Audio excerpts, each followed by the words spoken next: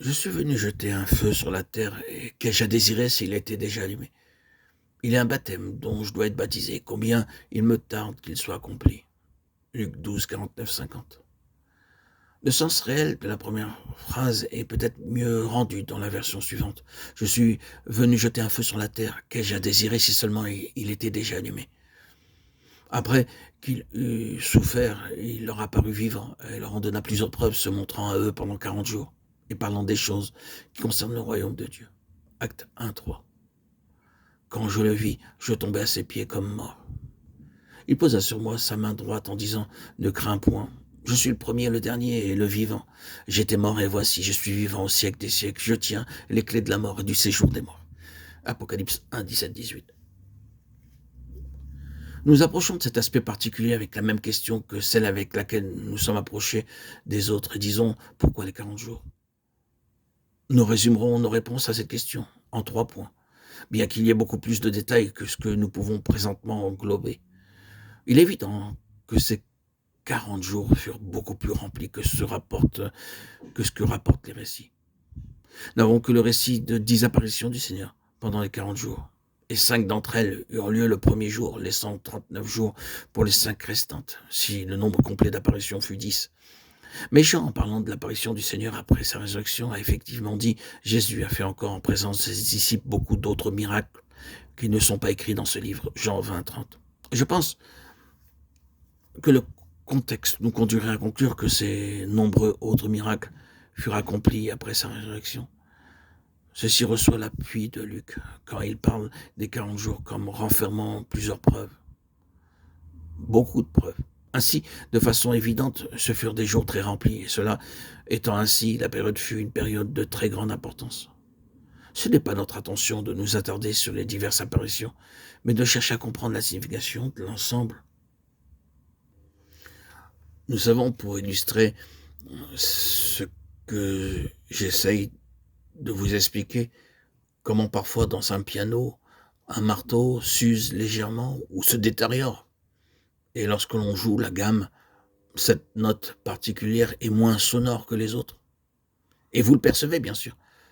Eh bien, pour celui qui a une oreille musicale, de la même façon, je crois que cette note des 40 jours a perdu beaucoup de sa force, ou que l'on ne lui a donné ni la force, ni la réalité, ni l'ampleur du volume qu'on devait lui accorder. Je crois que nous saisirons cela tandis que nous avancerons, car ceci fut le grand tournant, et pour le christianisme, tout s'est appuyé sur cet aspect du plan de la rédemption. Nous ne pouvons mentionner que quelques-unes des choses qui se sont appuyées sur ces 40 jours, mais elles sont suffisantes pour montrer quelle période formidable ce fut. Néanmoins, remarquons d'abord que c'est l'une des grandes périodes de 40 jours ou années de la Bible, ce n'est pas un accident. S'il y a eu 40 jours après sa résurrection, il y a eu 8 périodes majeures de 40 jours ou années dans la Bible. Je vous laisse le soin de les découvrir. Il y a eu les 40 grandes années de la vie de Moïse en Égypte, un temps de profonde préparation et d'épreuves, particulièrement l'épreuve de son cœur. Il y a eu 40 années pour Moïse dans le pays de Madian, et si les 40 premières furent une mise à l'épreuve de son cœur, les 40 suivantes furent un temps de mise à l'épreuve de sa foi. Il y a eu les 40 jours et 40 nuits passées par Moïse sur la montagne. Quel temps d'épreuve ce fut pour Israël, qui se trouvait en bas. Oui, c'était destiné à cela, je le crois, afin de les démasquer. Nous savons comment ils en sont ressortis à partir de ce moment-là. Ils furent éprouvés. Il y a eu les 40 années d'Israël dans le désert. Quel temps de mise à l'épreuve, de probation et de décision ce fut. Il y a eu d'autres périodes de 40 jours ou années. Mais nous sautons de là au Nouveau Testament, à la mise à l'épreuve de notre Seigneur pendant 40 jours dans le désert. Un temps d'épreuve sans précédent. Et finalement, à ces 40 jours après la résurrection, voyez alors le caractère, la nature et la signification de 40 comme un temps de mise à l'épreuve et de vérification, de démonstration, de décision et d'établissement. Tout cela a été réuni dans les 40 jours que nous devons considérer présentement.